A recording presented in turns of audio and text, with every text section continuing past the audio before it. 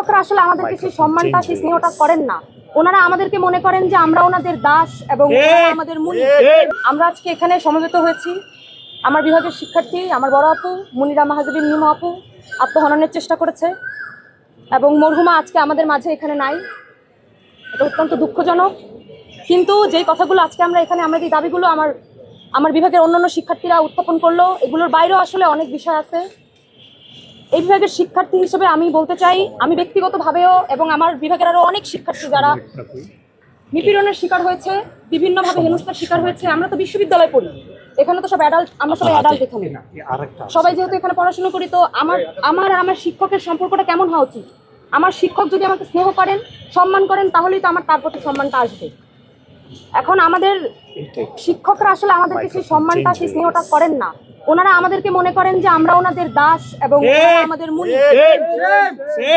এবং এই পরিপ্রেক্ষিতেই আসলে এরকম একটা ধারণা থেকেই ওনারা আমাদের সাথে যেই ধরনের আচরণ করেন, যেই ধরনের কথা বলেন, যেভাবে আমাদের শেমিং করেন, সেটা বডি শেমিং হোক, মেন্টালি আপনাকে হ্যারাস করা হোক, সকল ধরনের যে ধরনের অ্যাবিউসিভ কথাবার্তা আচার আচরণ আমরা প্রতিনিয়ত নেই, যেভাবে মেন্টাল ব্রেকডাউন হয়। হয়তো মুনিরা মাহাজাবিন মিমো এরকম ডিসিশন নিয়েছে এবং সে সফল হয়েছে। যদি সে সফল না হতো, যদি সেই অ্যাটেম্পটা নিয়ে সে বেঁচে যেত, তাকে প্রত্যেকটা দিন ক্লাসে, ক্যাম্পাসে, ফেসবুকে তাকে হাজারো রকমের কথা শুনতে হতো এবং সেটা শোনার পরে সে যে বেঁচে থাকতো তার মনে হয়তো হয়তো বা যে আমি যদি না বেঁচে থাকতাম তাহলে হয়তো ভালো হইতো। এরকম কি আগে হয় না এই বিভাগে যে টিচারদের দ্বারা হ্যারাস হয়েছে? স্টুডেন্টদের কথা তো আসলে বলবো না, টিচারদের কাছ থেকে তো স্টুডেন্টরা এগুলো পায়। শিক্ষকরা এরকমও বলেন যে আমাদের সাথে তো এই হয়েছে, তোমাদের সাথে কি হয়েছে, এক জাস্টিফিকেশন দেয় আর কি।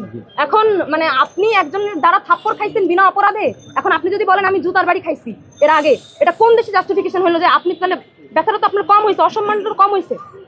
বিষয়টা হচ্ছে যে আমি তো নিরপরাধ, আমার সাথে এটা কেন করা হবে? আমরা এরপরে যদি আমরা কোনো কিছু নিয়ে হ্যারাস ফিল করি, বিশ্ববিদ্যালয় হোক, বিভিন্ন ধরনের নাম্বারের রাজনীতি যেটা বিশ্ববিদ্যালয় হয়। এই যে মিমো আপুর আজকে একজন শিক্ষকের সাথে একটা বিষয় ছিল, মরহুমা আমাদের মধ্যে নাই।